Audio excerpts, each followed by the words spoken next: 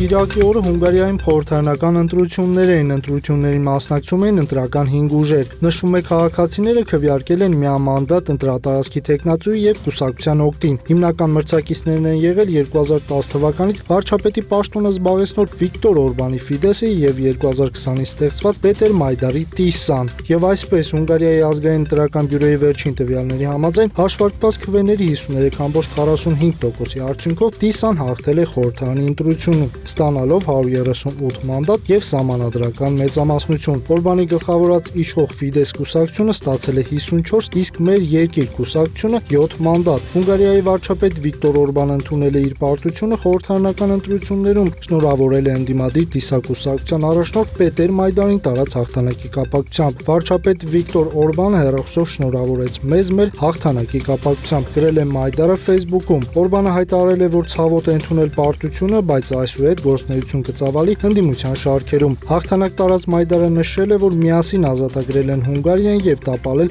Օրբանի ռեժիմը, հավելելով, որ առանց Կիրակի օրը ընտրատեղամասեր եկած եւ քվեարկածների սա հնարավոր չէ լինի։ Նա նաեւ հայտարարել է, որ Հունգարիան կվերականգնի իր լիիրավ մասնակցությունը Եվրամիությանը եւ ՆԱՏՕ-ին։ Մայդարին շնորհավորական ուղերձներ են հղել Գերմանիայի, Ֆրանսիայի եւ Լեհաստանի առաջնորդները։ Ռուսաստանը եւ Ուկրաինան հաղորդում են 3 ուժի մեջ մտած Զատկի զինադադարի խախտումների մասին, դրանց համար մեղադրելով միմյանց։ Ուկրաինայի Սումիի մարզում գիշերը ռուսական ուժերը անօթաչու թռչող սարքով հարվածել են շտաբ բուժօգնության ավտոմեքենային։ Զինադադարի խախտման մասին լուրեր ստացվում են նաեւ այլ մարզերից։ Ռուսաստանի Դաշնության Բելգորոդի մարզում անօթաչու թռչող սարքի հարվածի հետևանքով վիրավորվել է 2 բնակիչ։ Անօթաչուների գրոհների մասին հաղորդումներ են ստացվել նաեւ Կուրսկի մարզից։ Այդուհանդերձ երկու կողմից էլ հայտնում են, որ զինադադարը ռազմաճակատի հատվածների մեծ մասում իրոք գործում է։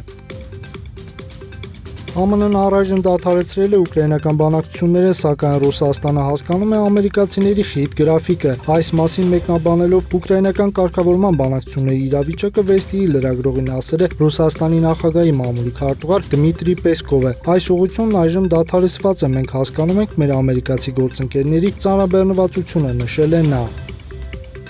Գերմանական Lufthansa ավիաընկերության օդաչուները հայտարարել են հերթական գործադուլի մասին։ Երկուշաբթի եւ երեքշաբթի օրերին սպասվում են չվերթների չեղարկումներ։ Գործադուլը կտևի երկուշաբթի կեսգիշերից մինչև երեքշաբթի ժամը 23:59։ Ուրբաթ օրը տեղի է ունեցել Lufthansa-ի բորտ ուղեկցորդների գործադուլը։ Հազարավոր ուղևորներ բախվել էին չվերթների չեղարկմանը։ Գործադուլի պատճառներն են գործատուի կողմից ներկայացված անբավարար առաջարկները կապված կորպորատիվ կենսաթոշակային ապահովման եւ աշխատավարձի շուրջ ընթացող կոլեկտիվ աշխատանքային վեճերի հետ։ IT-50 գտնվող Ֆորտ Լաֆերիեի մոտ տեղի ունեցած սրմշտոցի հետևանքով զոհվել է առնվազն 30 մարդ։ Ողբերգությունը տեղի է ունեցել շաբաթ օրը, երբ պատմական համալիրը գերբնակեցված էր այցելուներով ազգային տոների պատճառով։ Տեղական իշխանությունները սկսել են միջադեպի հետաքննությունը, քաղաքացիական պաշտպանության վարչությունը չի բացառում, որ զոհերի թիվը կարող է աճել։